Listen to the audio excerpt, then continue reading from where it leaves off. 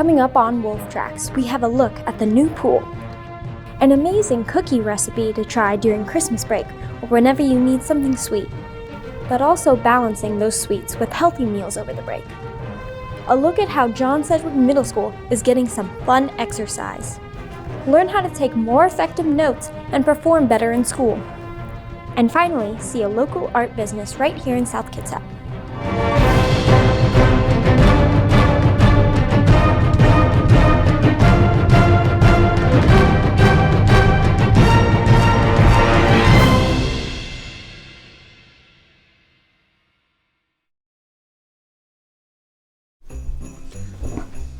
I'm bored. Yeah, there's nothing to do. Yeah, you wait 3 months for Christmas break, all throughout school, and then you are bored the very second break starts. Yeah. I'm hungry. Me too. Let's go get something to eat. Where do you want to go? You pick. How about McDonald's? Sure. Come on.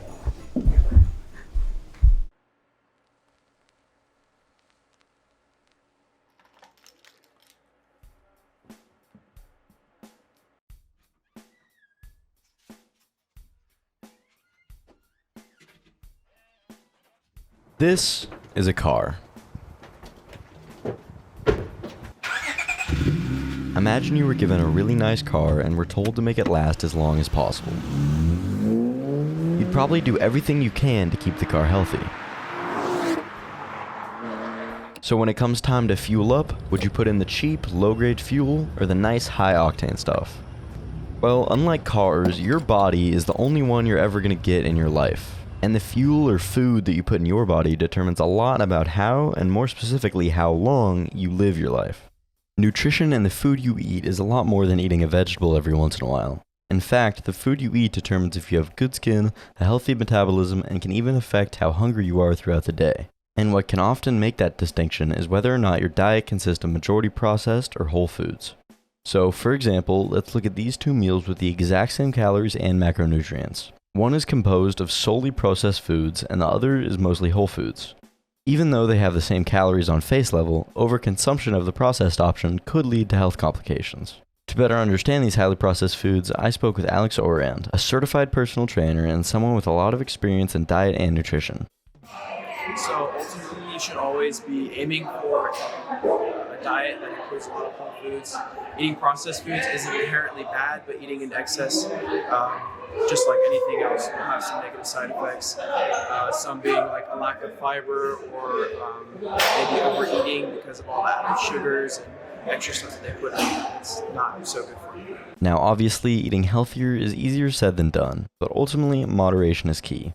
Even processed foods are okay in moderation. A well-balanced diet is the ultimate goal. So keep your body healthy, because it's the only one you're going to get. That didn't hit the spot. Yeah, I need something sweet. Ooh, I know what we should do. What? Make cookies. Oh, I'll go find us a recipe.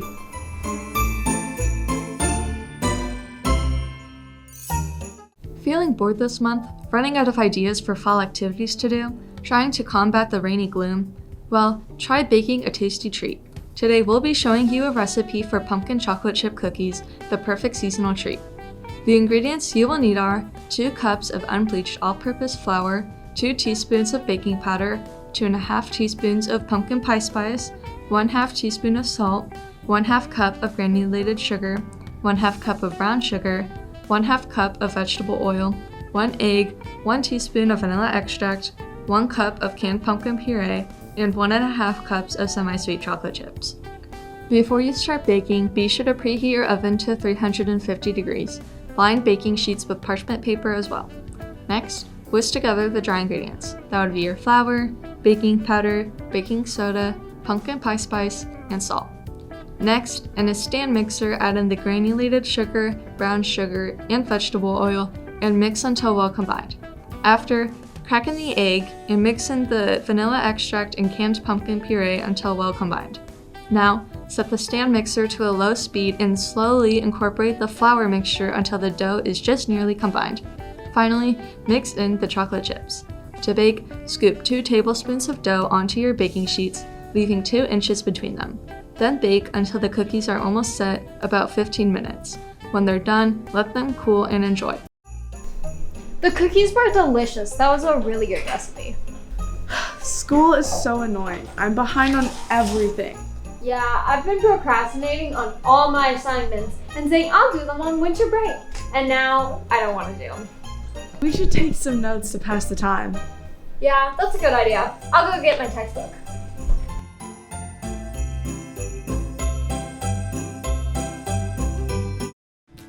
Be honest, do you keep forgetting what you've read in your textbooks? Are you mad because you got an F even though you studied last night? If so, this segment is for you. Here are some practical note-taking tips that can be used to enhance your memorization skills. Note-taking tip number 1. Use the power of fragrance. A study from the Harvard Gazette talks about how there's a direct correlation between sense and memory. The olfactory bulb is an area in your brain that receives scent signals from your nose and into the brain. While taking notes, try using scented pens like these, or even chewing a very aromatic gum. During your exam, be sure to chew the exact same gum or write with the same pen. Basically, your brain will associate the smell with the info you just learned. Disclaimer. South Kitsap High School is a perfume-free zone. This isn't a pass to bring your Bath & Body Works perfume to school. Yes, I'm talking to you, Pickard. Note-taking tip number 2. Get artistic. As the saying goes, a picture is worth 1,000 words. This is where doodling comes in handy. A study from the BC Medical Journal shows that images are easier to recollect than lists of words. They did a study comparing different types of memory techniques. There are better results from groups who doodled than groups who wrote. So instead of writing words, draw pictures. You're going to want to use a lot of bright colors to stimulate the brain. Note-taking tip number 3. Get competitive. Flashcards can be a fun way to study without feeling like you're actually studying. Herzing University states flashcards will promote active recall in your brain. Try competing with a group of friends, your siblings, or even your mean teacher that just so happens to be your grandma. Disclaimer, it is important to remember that none of these tips will be useful if your health is not up to par. Fatigue, hunger, and overstimulation can affect your mood and focus. In addition, it can adversely inhibit your ability to retain new info. According to the Mayo Clinic, a person from the ages 13 to 18 needs approximately 8 to 10 hours of sleep to function at best. Taking short, stretch breaks and snack breaks is proven to increase concentration and facilitate the retainment of new info. Now that you've heard these note-taking tips, there's no excuse for you to fail any of your exams. Ever. Just kidding. At least you tried. Have a good day, and get those A's, SK.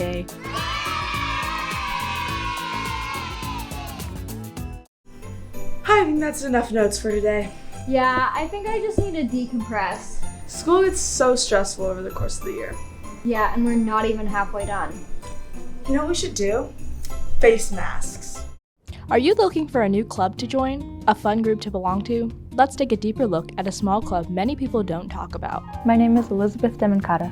I am the president and founder of Cosmetology Club. My name is Elise Wells, and I am club vice president. I am secretary and treasurer. I'm a senator and a member of Cosmetology Club. Now that you've met some of the members, let's dig a little deeper and see what keeps members coming back. Probably the community aspect. I love seeing people make friends and be really creative in this club. You can meet a lot of new people and make new friends, and I find that really fun. I like being able to do makeup and talk to people who also like makeup and fashion. Not only do club activities provoke new friendships, but they also inspire creativity and self-expression in the process. My favorite club activity has to be those little makeup mannequins we have. That or any fun holiday thing we plan or parties. I really like seeing that because people just get so excited and it makes me really happy. I enjoy designing makeup looks and designing fashion looks. I like it when we do fashion cookies and stuff. Sure, they like using makeup to enhance their creativity, but everyone's preferences on products may differ. My favorite makeup product is probably either eyeliner or eyeshadow, but I also really enjoy lipstick, so that's a really hard question. I really like lipstick. Eyeshadow. This club has tremendously impacted its members' lives for the better. It's gotten me a lot more engaged in the community and in the school. Before I joined this club, I was kind of insecure, and then I joined it, and I met the wonderful Elizabeth, who's my best friend, and she kind of made me a better person, and she just makes this club wonderful. It's forced me into like a social position, so it's helped me like actually talk to people. I see it as like a safe place and just a place to hang out and try new things because I'm new to cosmetology. Well, if you ask me, it wouldn't hurt to give this club a chance. It's a fun, safe place for cosmetology gurus and amateurs alike. All are welcome. Still need some convincing on why you should join? Let's hear some words of wisdom from current members. For me, it's bettered my life. It makes me a lot happier. And honestly, it's kind of just fun being part of this club. I don't know, it seems to bring out people's creative sides, as I said earlier. And also, it's just lovely. Everybody's so nice here. Like, try out new things, because that's what I did with this club. And I think it was worth it. So, yeah.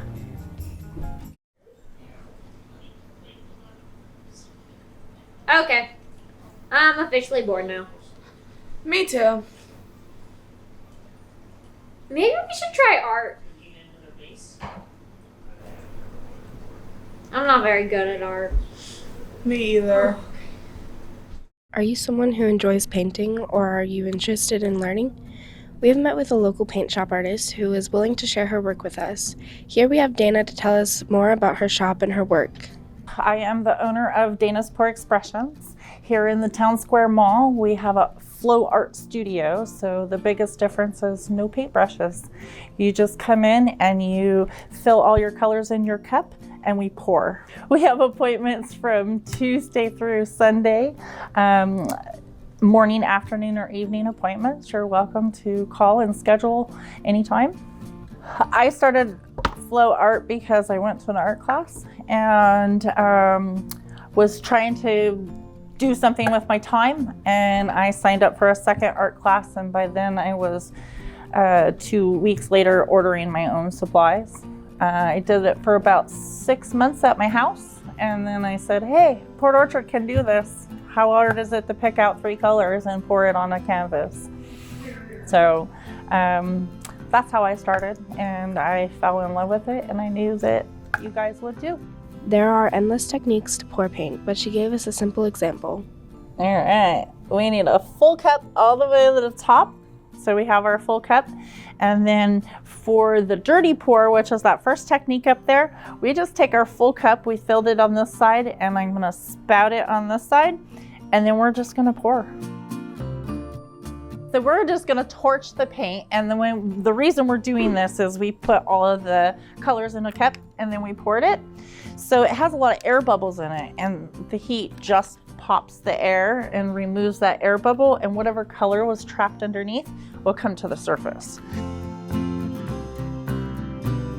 Dana's Pour Expression is a great place to go with friends and family if you're looking for a good laugh and fun time.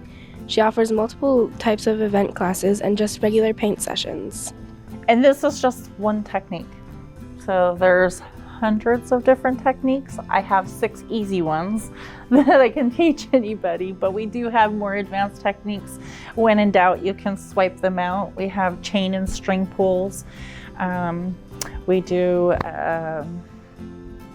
fun play. So no matter what technique you do, you can always take sticks and straws and draw through your painting afterwards.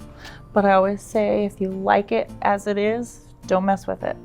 If you're looking for somewhere to find more info, you can find her Facebook at Dana's Pour Expressions. She posts classes people have had, events, and schedules. Her friendly environment is extremely welcoming for everyone looking for a new hobby. It's a really nice day today. Yeah, but I want snow. I want a white Christmas and all that. Yeah, but how about we go kick a ball outside? Yeah.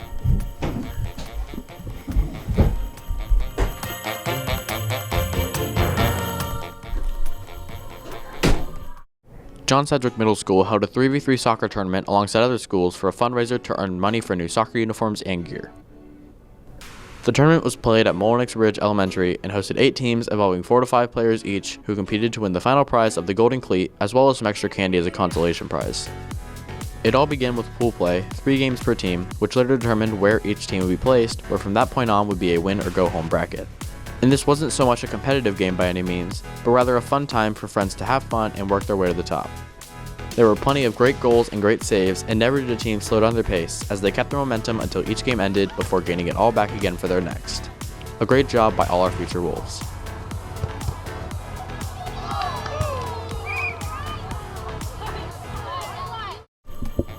I'm so exhausted and sore. That was so fun and relaxing. Hey, I wonder when the new pool will open up to the public. That would be a fun thing to do with friends. I think it's gonna open in like January or February. Oh. Yeah. For years, the school has been trying to replace the pool, and after a couple years of construction, it is finally done. To understand what went into the pool, here are some teachers' takes on why we needed a new pool. Pools have a lifespan just like about anything else, and our usually a lifespan of a pool is anywhere from 20 to 25 years. We got almost 42 years out of the pool, so we did a lot of work on the pool to keep it going, but it was eventually, it's just, you can't get parts, you can't do anything, you're always fixing things, and you're just spending more money than if you were to build a new or start over with new technology and so on. The efficiency of the pool will save money over the long run. The amount of maintenance and everything also goes way down, so hopefully we'll get another 40 years out of this pool and it'd be money well spent.